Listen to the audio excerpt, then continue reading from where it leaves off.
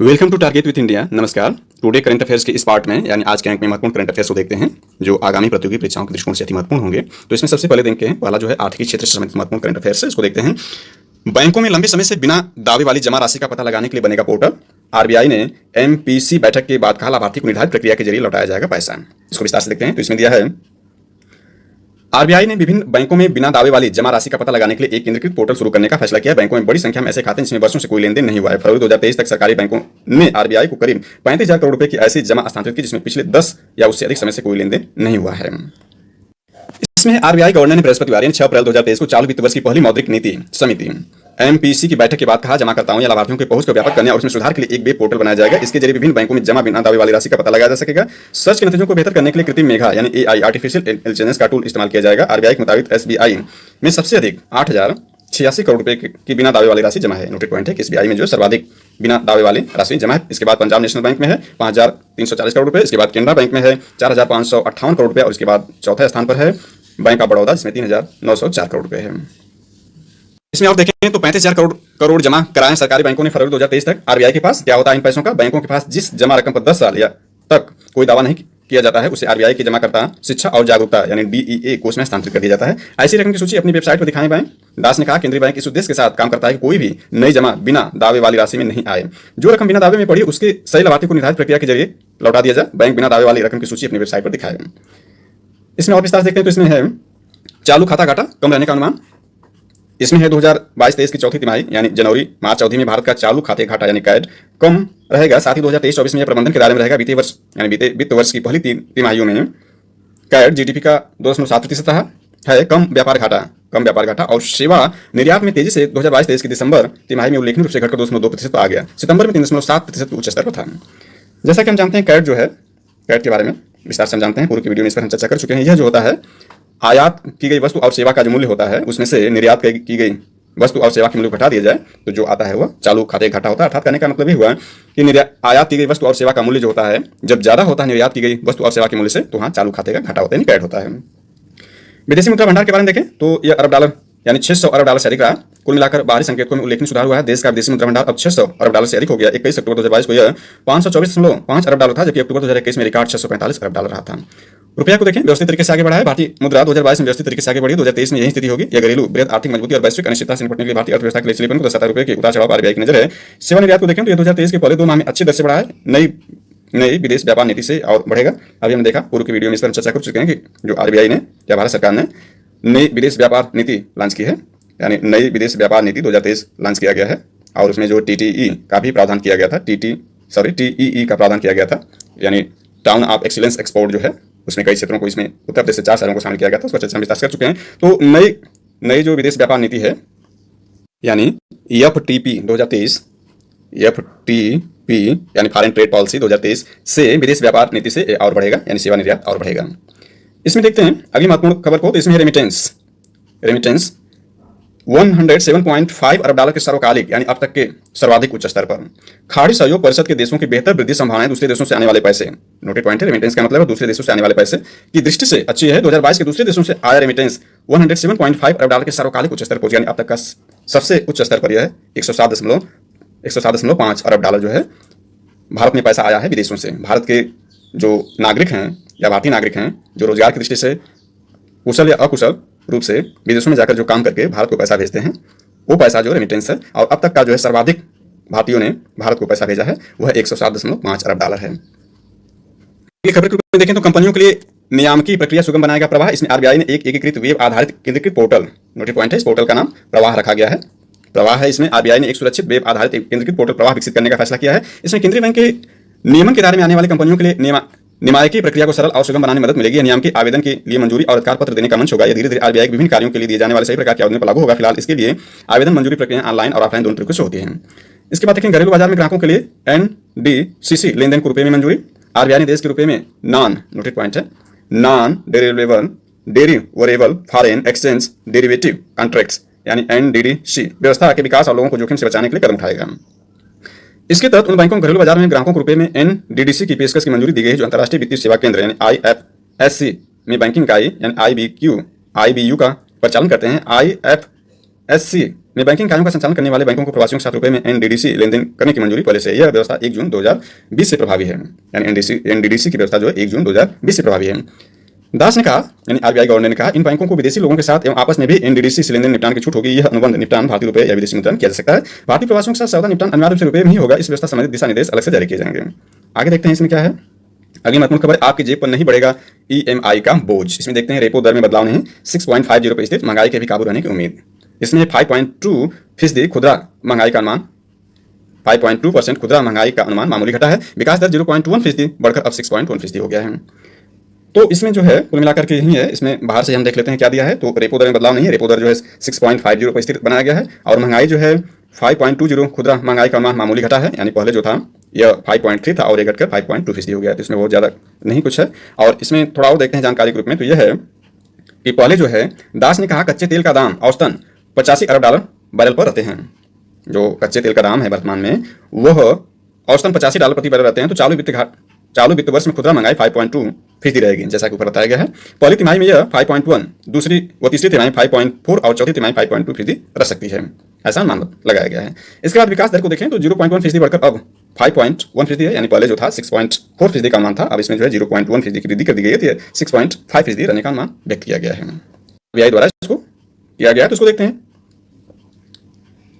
इसमें दिया है आरबीआई ने इस वित्त वर्ष के लिए आर्थिक वृद्धि दर 0.1% बढ़ाकर 6.5% कर दिए, पहले अनुमान 6.4% था। दास ने कहा रबी फसल का उत्पादन 6.2% रहने, कमोडिटी की कीमतों में नरमी और सरकार की पूंजीगत खर्च की योजना के चलते यह बढ़ोतरी की गई है। 2022-23 का अनुमान 7% नोटेड पॉइंट है इसमें कि जो विकास दर आरबीआई द्वारा निर्धारित है 2022-23 के लिए 7% जीडीपी वृद्धि यानी विकास दर है।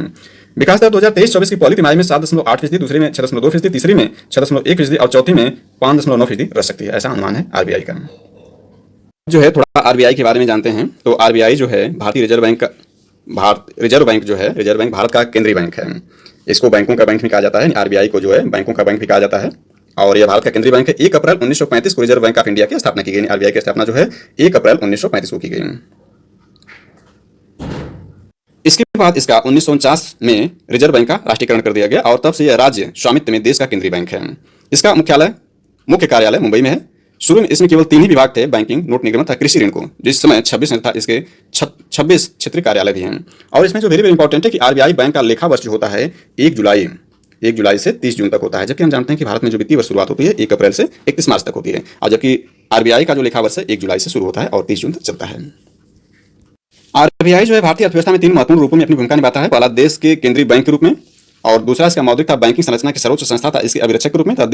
तीसरा देश के औद्योगिक था कृषि विकास में महत्वपूर्ण साझेदार के रूप में। इसके बाद कुछ और अधिक जानकारी देखें तो मौद्रिक नीति के अस्त्र या शाख नियंत्रण के जो तरीके आरबीआई के पास हैं वो 2 तरीके आरबीआई के पास हैं शाख नियंत्रण के लिए।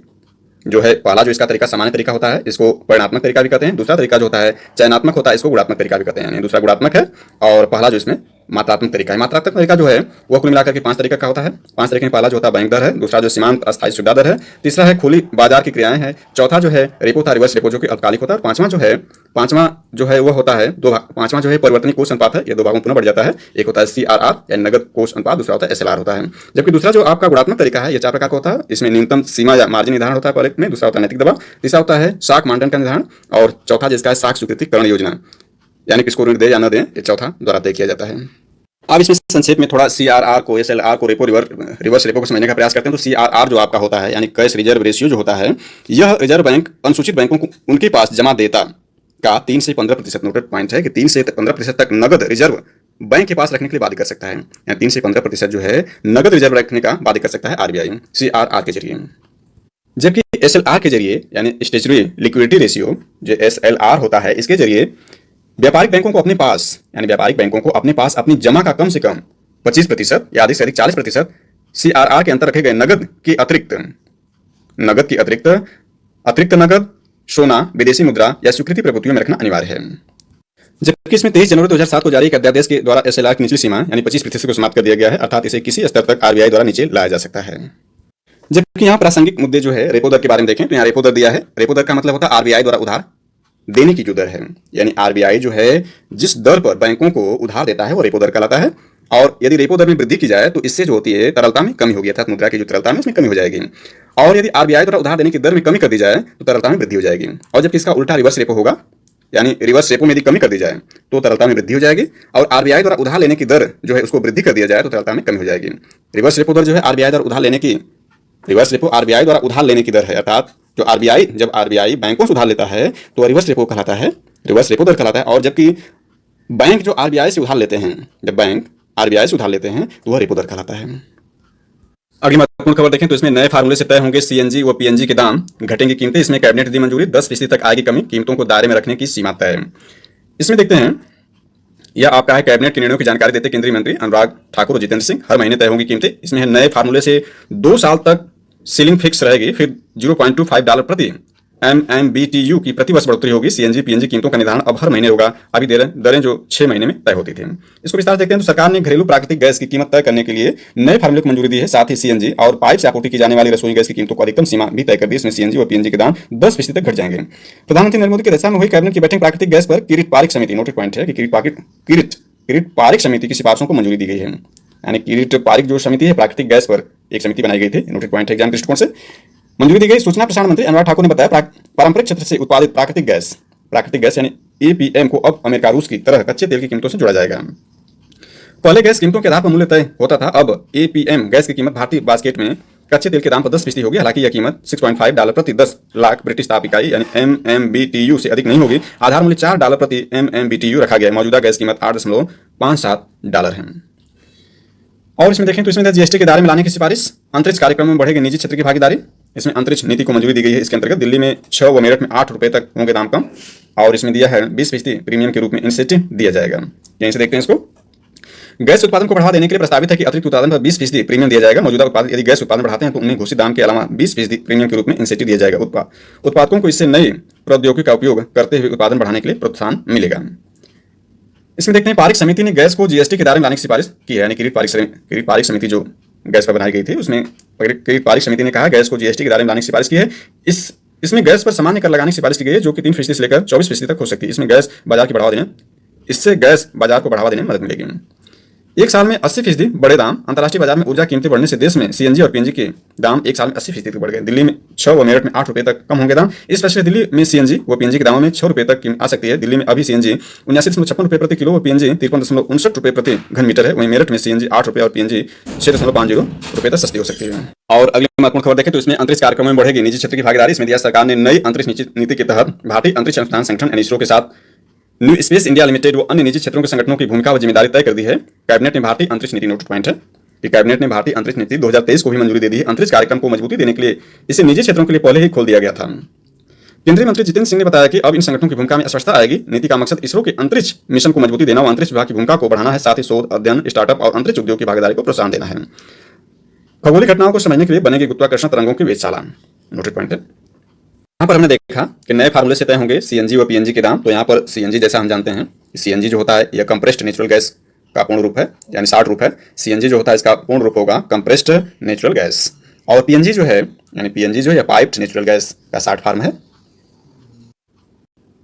यानी जो पीएनजी है, पाइप्ड नेचुरल गैस है, यह सिटी गैस डिस्ट्रीब्यूशन सिस्टम विभिन्न अनुप्रयोगों के विभिन्न उपभोक्ताओं को प्राकृतिक गैस की आपूर्ति के लिए शहर के अंदर भूमिगत पाइपलाइन वितरण नेटवर्क शामिल है। यानी पाइप के माध्यम से जो गैस आपूर्ति की जाती है शहरों में, वो पीएनजी है। और सीएनजी जो है कंप्रेस्ड नेचुरल गैस है। तो यहाँ पर यह जो है इसके बारे में चर्चा हमने किया। अगली महत्वपूर्ण खबर देखें तो इसमें कवच अब तक का सबसे बड़ा युद्धाभ्यास। इसमें तीनों सेनाओं और तटरक्षक बलों, तीनों सेनाओं यानी वायुसेना और थल सेना, वायुसेना, थल सेना और जल सेना यानी नेवी, तीनों सेनाओं और तटरक्षक बलों ने अंडमान और निकोबार में अब तक का सबसे बड़ा संयुक्त सैन्य अभ्यास कवच नाम से, यानी इसमें इंपॉर्टेंट जो है वो कवच नाम से इसको किया गया। नाम से इस अभ्यास के दौरान युद्ध की वास्तविक हालात जैसी तैयारी की गई। इसका मकसद युद्ध की स्थिति में सेना के सभी अंगों की क्षमताओं को और बेहतर बनाना था ताकि दुश्मन पर भारी पड़ सके। तो यह कवच इसका नाम दिया गया। यह नोटिस पॉइंट है, कवच अब तक का सबसे बड़ा युद्धाभ्यास है। इसमें भारतीय सेनाओं यानी इसमें कोई विदेशी सेना नहीं थी। यह अभ्यास जो था भारत की तीनों सेनाओं के अंतर्गत किया गया, और यह जो है अंडमान निकोबार द्वीप समूह में किया गया। अगली महत्वपूर्ण खबर देखें तो इसमें लिखा है एनपीएस की समीक्षा के लिए केंद्र सरकार ने बनाई समिति। इसको विस्तार देखते हैं तो वित्त सचिव टीवी सोमनाथ होंगे 4 सदस्यीय समिति के अध्यक्ष। नोटिस पॉइंट है किसके अध्यक्ष कौन होंगे, तो वित्त सचिव हैं टीवी सोमनाथ होंगे, 4 सदस्यीय, इसमें सदस्यों की संख्या 4 होगी अध्यक्ष। इसमें देखते हैं केंद्र सरकार ने नेशनल पेंशन प्रणाली एनपीएस की समीक्षा के लिए समिति का गठन कर दिया है। वित्त सचिव टीवी सोमनाथ समिति के अध्यक्ष होंगे, जबकि कार्मिक सचिव, विशेष सचिव कार्मिक, व्यय विभाग और pension fund regulatory and development authority के अध्यक्ष इसके सदस्य होंगे। वित्त मंत्री निर्मला सीतारमण वित्त मंत्री निर्मला सीतारमण ने 24 मार्च को संसद में इस कमेटी गठन का प्रस्ताव रखा था। व्यय विभाग समिति के लिए सभी जरूरी सुविधाएं उपलब्ध कराएगा। खबर देखें तो इसमें भारत का विश्व स्तरीय डिजिटल ढांचा दूसरों के लिए सबक, इसमें IMF ने की तारीफ, कहा आधार ने लाभार्थियों के बैंक खातों में सीधे पैसे पहुंचाकर रोकी सरकारी धन की बर्बादी। इसमें ढांचे ने रोकी सरकारी धन की बर्बादी, डाटा सुरक्षा पर समग्र कानून नहीं। IMF का राय 87% परिवारों को लाभ, सरकार की कमाई बढ़ी। इसको विस्तार देखते हैं तो अंतर्राष्ट्रीय मुद्रा कोष यानी IMF ने कहा है कि भारत का डिजिटल सार्वजनिक ढांचा यानी DPI विश्व स्तरीय और व्यापक उपयोग वाला है। यह दूसरे देशों के लिए भी अर्थव्यवस्था और लोगों के जीवन में बदलाव लाने का सबक हो सकता है। डिजिटल सार्वजनिक ढांचे में 3 अलग अलग परत हैं। ये तीनों हैं विशिष्ट पहचान यानी आधार, UPI और आधार आधारित भुगतान सेवा और डाटा विनिमय, डिजिलॉकर एवं खाता aggregator. Lessons from India's digital journey नाम से जारी कार्यक्रम में IMF ने कहा, नोटेड पॉइंट है, IMF ने जो जारी किया उसे lessons from India's digital journey नाम से IMF ने एक कार्यपत्र जारी किया है। नोटेड पॉइंट वेरी इंपॉर्टेंट है। जैसा कि हम जानते हैं कि अंतर्राष्ट्रीय मुद्रा कोष या IMF जो इंटरनेशनल मॉनेटरी फंड जो है, इसकी स्थापना 1945 में की गई थी और इसका जो मुख्यालय है वाशिंगटन में है और इसका जो प्रबंध निदेशक इसका जो प्रमुख प्रबंध निदेशक होता है किसी यूरोपियन को ही बनाया जाता है, सदैव एक यूरोपियन नागरिक ही होता है। हम जानते हैं कि EU में इस वक्त वर्तमान में 27 कंट्री शामिल हैं और जबकि नाटो में अभी फिनलैंड को 21वें देश के रूप में शामिल किया गया है 4 अप्रैल 2023 को, क्योंकि 4 अप्रैल 1949 को नाटो का स्थापना दिवस था या स्थापना की गई थी। बैंक के बारे में थोड़ा जानकारी देखें तो वर्ल्ड बैंक का मुख्यालय भी वाशिंगटन में ही है, यानी जैसे IMF का मुख्यालय वाशिंगटन में है वैसे ही वर्ल्ड बैंक का मुख्यालय भी वाशिंगटन में ही है। और विश्व बैंक की स्थापना भी 1945 में की गई थी। IMF की स्थापना भी 1945 में की गई थी। विश्व बैंक जो 1946 से कार्य करना शुरू किया। और इसके बारे में इंपॉर्टेंट यह है कि जो है विश्व बैंक का जो अध्यक्ष होता है, इसका अध्यक्ष पद पर कोई अमेरिकी सदा नियुक्त होता रहा है, तो ये भी एक इंपॉर्टेंट जानकारी है। खबर देखें तो इसमें खगोलीय घटनाओं को समझने के लिए बनेगी गुरुत्वाकर्षी तरंगों वाली वेधशाला। केंद्रीय कैबिनेट ने 2600 करोड़ की परियोजना की दी मंजूरी। इसमें परमाणु ऊर्जा विभाग करेगा संचालित। महाराष्ट्र के हिंगोली में होगा निर्माण। नोटेड पॉइंट है, वेरी वेरी इंपॉर्टेंट है। केंद्र सरकार ने लेजर इंटरफेरोमीटर ग्रेविटेशनल वेव आर्बिट्री इंडिया यानी LIGO इंडिया की स्थापना के प्रस्ताव को मंजूरी दी। केंद्रीय कैबिनेट ने बृहस्पति यानी 6 अप्रैल 2023 को 2600 करोड़ की लागत से LIGO इंडिया की स्थापना किए जाने पर मुहर लगाई है। परमाणु ऊर्जा विभाग ने इस बारे में जारी एक बयान में कहा कि ब्रह्मांड को बेहतर समझ और न्यूट्रॉन सितारों में ब्लैक होल जैसी खगोलीय अवधारणाओं के अध्ययन के लिए गुरुत्वाकर्षी तरंगों की महत्वपूर्ण भूमिका हो सकती है। इन तरंगों की तलाश और उनके स्रोत पता लगाने के लिए कम से कम 3 वेधशालाओं की जरूरत होगी। 2 पहले से अमेरिका में स्थापित हैं। ऐसी तीसरी वेधशाला भारत में बनाने के लिए PM मोदी की मौजूदगी मार्च 2016 में अमेरिका के साथ समझौता ज्ञापन पर अनुबंध किया गया था। LIGO इंडिया का संचालन परमाणु ऊर्जा विभाग करेगा। इसके निर्माण और संचालन में इस विभाग की 3 संस्थाएं और UGC की एक स्वायत्त बॉडी की हिस्सेदारी होगी। महाराष्ट्र के हिंगोली में होगा निर्माण। नोटेड पॉइंट है, कहां होगा? परियोजना के लिए महाराष्ट्र के हिंगोली जिले में 174 हेक्टेयर जमीन अधिकृत की जा चुकी है। परियोजना के लिए पर्यावरणीय मंजूरी भी मिल चुकी है। वेरी वेरी इंपॉर्टेंट है। खबर देखें तो कच्चे तेल का उत्पादन बीते वर्षों की तुलना में 2022 में घरेलू स्तर पर कच्चे तेल का उत्पादन सबसे कम रहा है। 2022 इसको स्टैटिस्टिक्स के रूप में देखते हैं तो पेट्रोलियम एवं प्राकृतिक गैस मंत्रालय का सोर्स दिया गया है। तो इसमें जो उत्पादन 2018 में रहा 16.2% रहा, 2019 में 15%, 2020 में 14%, 2021 में ये जो बढ़कर के 15.5% हो गया और 2022 में पुनः घट करके 14% हो गया। यानी इसमें दिया है कि यह 2022 में न्यूनतम रहा। बीते वर्षों की तुलना में 2022 में घरेलू स्तर पर कच्चे तेल का उत्पादन सबसे कम रहा। यानी इन आंकड़ों में देखें तो सबसे कम 2022 ही रहा, सबसे कम उत्पादन रहा है। और इन वर्षों में सबसे अधिक देखें 2018 में 16.2% का उत्पादन किया गया था घरेलू स्तर पर भारत में। जबकि हम जानते हैं कि भारत में जो कच्चा तेल पाया जाता है, यानी कच्चा तेल जो भारत में पाया जाता है वो असम, गुजरात, मुंबई हाई, गोदावरी और कृष्णा नदी घाटियों में कच्चे तेल पाए जाते हैं। और जबकि सर्वाधिक कच्चा तेल, सबसे ज्यादा जो कच्चा तेल का भंडार है वह अपतटीय क्षेत्रों में है, यानी मुंबई हाई में। जबकि अपतटीय क्षेत्रों के भंडारणों पर केंद्र सरकार का नियंत्रण होता है और सर्वाधिक जो भंडारण है वह भारत में अपतटीय क्षेत्रों में ही है। और सर्वाधिक उत्पादन भी कच्चे तेल का भारत में सर्वाधिक उत्पादन भी अपतटीय क्षेत्रों में ही होता है। जबकि राज्यों में सर्वाधिक उत्पादन राजस्थान में होता है और दूसरे स्थान पर गुजरात, तीसरे पर असम, चौथे पर तमिलनाडु है। और पेट्रोलियम का सर्वाधिक उत्पादन बॉम्बे हाई में होता है जो कि अपतटीय क्षेत्रों में ही शामिल है। जबकि विश्व में देखें कच्चे तेल का सर्वाधिक जो संचित भंडार है वो नंबर 1 पर वेनेजुएला है, नंबर 2 पर सऊदी अरब, नंबर 3 पर कनाडा, नंबर 4 पर ईरान है, नंबर 5 पर इराक और नंबर 6 पर रूस है कच्चे तेल के संचित भंडार के मामले में। और यदि कच्चे तेल का शीर्ष उत्पादन की दृष्टि से देखें तो पहली पोजीशन पर जो है 20%, यानी दुनिया के 20% उत्पादन के साथ नंबर 1 पर अमेरिका है, नंबर 2 पर सऊदी अरब, नंबर 3 पर रूस है। और इसमें एक महत्वपूर्ण जानकारी को सम्मिलित करें तो भारत जो है यानी इंडिया द्वारा आयात किया गया कच्चा तेल जो है सर्वाधिक 2022 में, वेरी वेरी इंपॉर्टेंट है ये पीटी एग्जाम के दृष्टिकोण से कि 2022 में सर्वाधिक भारत अपनी जरूरत का 85% से ज्यादा कच्चा तेल आयात करता है। ये तो कंफर्म है। यहाँ पर आप देख सकते हैं कि उत्पादन बहुत कम कर रहा है। तो इस दृष्टिकोण से देखें तो लगभग 86% का आयात 2022 में इसने किया है, क्योंकि 14% का ही उत्पादन इसने किया है। तो सबसे ज्यादा जो आयात किया है वो पहले स्थान पर है रसिया से जो है सबसे ज्यादा भारत ने कच्चे तेल का आयात किया है। नंबर 2 पर जो है वो इराक है, नंबर 3 पर जो है सऊदी अरब, नंबर 4 पर UAE है। इससे पूर्व नंबर 1 पर इराक था, लेकिन अब जो है नंबर 1 पर रसिया हो गया है 2022 में। महत्वपूर्ण खबर वेरी वेरी इंपॉर्टेंट है। गृह मंत्री ने गुजरात के बोटाद में 54 फुट ऊंची हनुमान प्रतिमा का किया अनावरण। इसमें देख सकते हैं सारंगपुर मंदिर में पूजा करते हुए अमित शाह गृह मंत्री। और इसमें गुजरात के बोटाद में स्थापित 54 फुट ऊंची भगवान हनुमान की प्रतिमा। ये वेरी वेरी इंपॉर्टेंट है पीडी एग्जाम दृष्टिकोण से। अगली महत्वपूर्ण खबर है, दुनिया में पहली बार वायु प्रदूषण के कारण फेफड़ों में मिला कैंसर। इसमें भारत सहित विभिन्न देशों में प्रदूषण और लोगों के स्वास्थ्य पर किया गया अध्ययन, यह जानकारी भी मिली है। तो इसमें द नेचर जर्नल के कवर पेज पर है दिल्ली के प्रदूषण की तस्वीर। इसमें है दुनिया में पहली बार PM 2.5 और फेफड़ों कैंसर के बीच संबंध पता चला, जिसके अनुसार कभी धूम्रपान न करने वालों के फेफड़ों में कैंसर के म्यूटेशन पाए गए। अमेरिका, यूरोप, ताइवान, कोरिया और भारत सहित अलग अलग देशों में वायु प्रदूषण और लोगों के अध्ययन को लेकर अध्ययन किया गया। कोरोना महामारी में प्रधानमंत्री नरेंद्र मोदी के मुख्य वैज्ञानिक सलाहकार रहे प्रोफेसर के विजय राघवन ने कहा कि अध्ययन सार्वजनिक स्वास्थ्य नीति तैयार करने में मार्गदर्शन करेगा। इस अध्ययन के जरिए वायु प्रदूषकों के फेफड़ों के एडनो कार्सिनोमा को बढ़ावा देने की गहराई को पता चला है। चूहों और इंसानों को अलग अलग अध्ययन करने के बाद परिणाम सामने आए हैं जो सार्वजनिक स्वास्थ्य नीति पहल के लिए प्रेरणा प्रदान कर रहे हैं। यानी इसमें बताया गया 10 में से 1 को प्रदूषण के कारण कैंसर। देखते हैं तो निष्क्रिय खातों की मिली सूचना, शीर्ष कोर्ट ने वित्त मंत्रालय से मांगा जवाब। कॉर्पोरेट मामले के मंत्रालय और RBI दाखिल कर चुके हैं जवाब। 28 को सुनवाई। इसमें है जो जीवित नहीं उसके खातों में पड़ी राशि का डाटाबेस बनाने की मांग। मामला फर्स्ट है। फिर मामला 2 है 4 न्यायिक सदस्यों की सेवानिवृत्ति को अन्यायपूर्ण बता लगाई रोक। और इसमें मामला 3 है SC/ST के आंकड़ों पर फिर से आकलन की अर्जी खारिज। ये सुप्रीम कोर्ट का मामला है। अगली महत्वपूर्ण खबर देखें तो इसमें है गेल के CEO बने गौतम चक्रवर्ती। इसमें है गौतम चक्रवर्ती को गैस अथॉरिटी ऑफ इंडिया गेल का चीफ एग्जीक्यूटिव ऑफिसर CEO बनाया गया है। उन्होंने अपने पूर्ववर्ती रमन चड्ढा से पदभार ग्रहण किया है।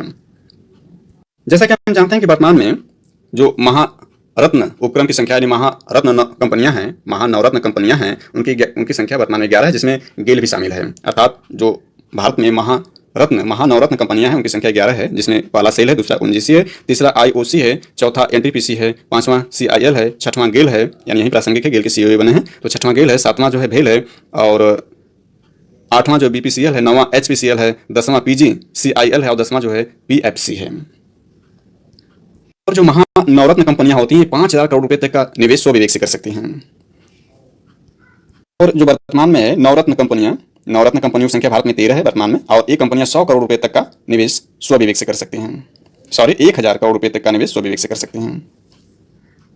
हमने देखा वैसे भारत में जो नवरत्न कंपनियां होती हैं उनके 3 क्रम बनाए गए हैं नवरत्न कंपनियों की। पहला जो आप इसमें महानवरत्न हमने देखा जिसमें कुल 11 थे, और नवरत्न कंपनियों को देखें तो ये 13 हैं। और तीसरी जो श्रेणी है मिनी नवरत्न कंपनियां होती है, इसकी 2 श्रेणियां बनाई जाती हैं, मिनी रत्न फर्स्ट, मिनी रत्न सेकंड। तो इस तरह से कुछ जानकारी रही।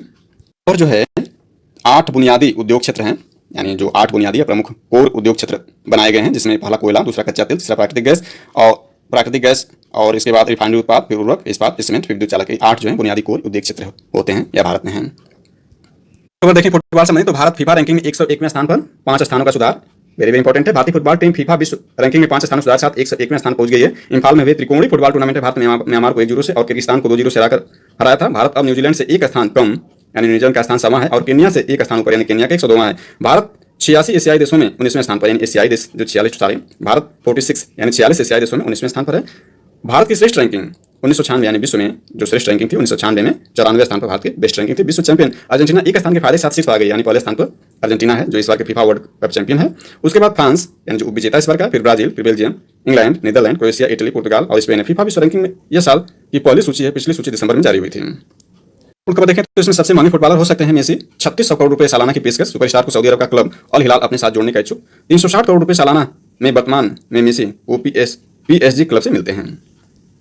देखें तो इसमें फिडे ग्रापी शतरंज एलेक्जेंड्रा बनी विजेता। भारत की जो हम्पी है 6ठे स्थान पर है। कोनरू यानी कोनरू हम्पो का इस साल एशियाई खेलों में खेलना अभी तय नहीं। शतरंज की शीर्ष अंतर्राष्ट्रीय संस्था फिडे के झंडे तले खेल रही रूस की एलेक्जेंड्रा गोरियाकचिना ने फिडे महिला शतरंज ग्रांड प्री का खिताब जीत लिया। उनके कजाकिस्तान के बिबिसारा और चीन की जिनर के समान 6 अंक थे, पर टाईब्रेकर से एलेक्जेंड्रा बाजी मारी। हारिका 8वें स्थान पर है। भारत की कोनरू हम्पी 5.5 अंक के साथ 6ठे स्थान पर है। हारिका द्रोणावली 4.5 8वें स्थान पर और वैशाली 3 10वें स्थान पर है। Thanks for watching this.